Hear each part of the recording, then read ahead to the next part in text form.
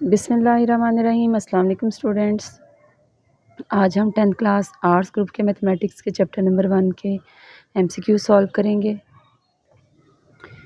Review exercise 1 encircle the correct answer. Number 1 question है an algebraic expression of the form P of x over Q of X is not equal to 0, P of x and Q of x are polynomials is called.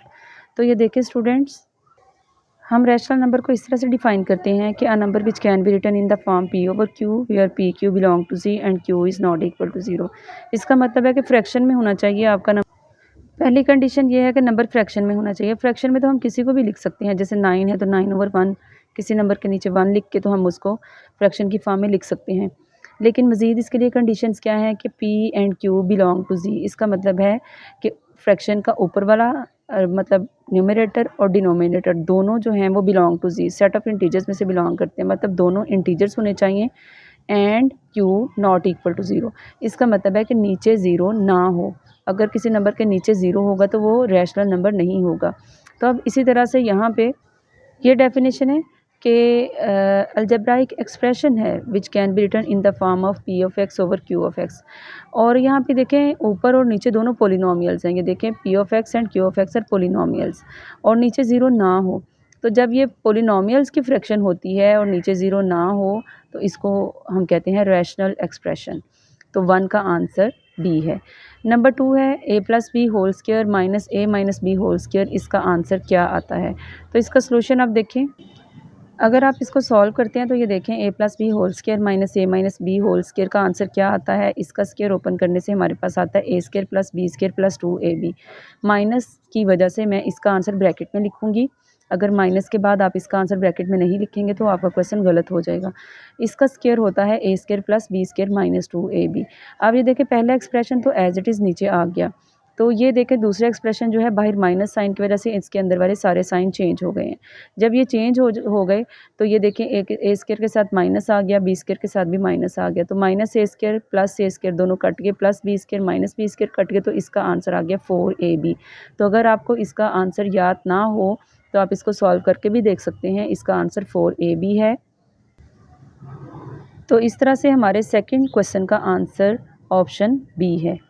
Number 3 A plus B whole square plus A minus B whole square ये किसके equal है? इसको भी हम solve करके देख लेते हैं।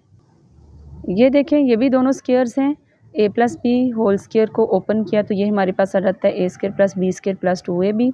अब प्लस है, इसके बाद ब्रैकेट में लिखना ज़रूरी नहीं है। ए माइनस बी का स्क्वायर होता है A square plus B square minus 2ab। अब ये देखें बाकी सारे साइन सेम है। 2ab ये प्लस का है और ये माइनस का है, ये दोनों कट गए। अब ये देखें ए स्क्वायर और ए स्क्वायर दोनों सेम टर्म्स हो गई, लाइक टर्म्स हैं। इनको ऐड कर लें तो 2a स्क्वायर आता है और b square plus B square को ऐड करें तो ये 2b स्क्वायर आता है। अब ये देखें इन दोनों में से 2 कॉमन आ जाएगा तो अंदर आ जाएगा a square plus B square, यानी कि इसका आंसर आ रहा है 2 इंटू ए स्क्वायर प्लस बी स्क्वायर। तो हमारा जो क्वेश्चन 3 है इसका आंसर ऑप्शन डी है। नेक्स्ट है question 4 a minus b into A square plus A B plus B square किसके इक्वल आता है? ये बेसिकली आप लोगों ने ये काफ़ी सारे एमसीक्यूज़ जो हैं ये फार्मूलाज ही हैं। तो लेकिन अगर आप लोगों को कोई फार्मूला भूल जाता है या मिक्स हो रहा होता है, आप उसके बारे में कंफर्म नहीं होते, तो आप इसको सॉल्व करके देख लें।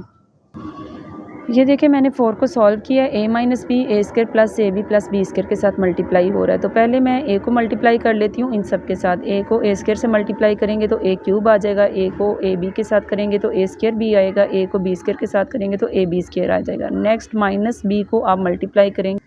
माइनस बी को ए स्क्वायर के साथ मल्टीप्लाई किया तो हमारे पास आ गया माइनस ए स्क्वायर बी, और माइनस प्लस माइनस बी को ए बी के साथ किया तो ए बी स्क्वायर आ गया, माइनस प्लस माइनस बी को बी स्क्वायर के साथ मल्टीप्लाई किया तो ये आ गया बी क्यूब। अब ये देखें ए स्क्वायर बी ये प्लस का है, ये माइनस का है, ये दोनों कट गए। ए बी स्क्वायर ये प्लस का है, ये माइनस का, ये भी दोनों कट गए। तो बाकी बच गया ए क्यूब माइनस बी क्यूब। तो जो क्वेश्चन 4 है देखें इसका आंसर हमारा ऑप्शन सी है। इसी तरह से आप क्वेश्चन नंबर 5 को सॉल्व करें। A plus B into A square minus A B plus B square. तो इसका आंसर बी हमारे पास आता है A cube plus B cube. देखें ये मैंने क्वेश्चन 5 को सॉल्व किया है। उसी तरह से स्टेप बाय स्टेप जैसे हमने क्वेश्चन 4 को सॉल्व किया था, इसको सॉल्व करके हमारे पास ए क्यूब प्लस बी क्यूब आ गया।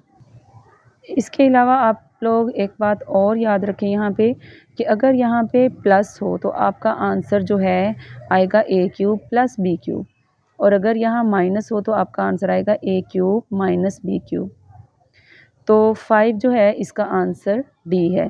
नेक्स्ट है क्वेश्चन 6, ए क्यूब प्लस 3ab इंटू ए प्लस बी क्यूब, ये किसके इक्वल होता है? आप लोगों ने चैप्टर 1 पूरा सॉल्व किया, आप लोगों को फार्मूलाज याद भी करवाए गए। तो ये किसका फार्मूला है?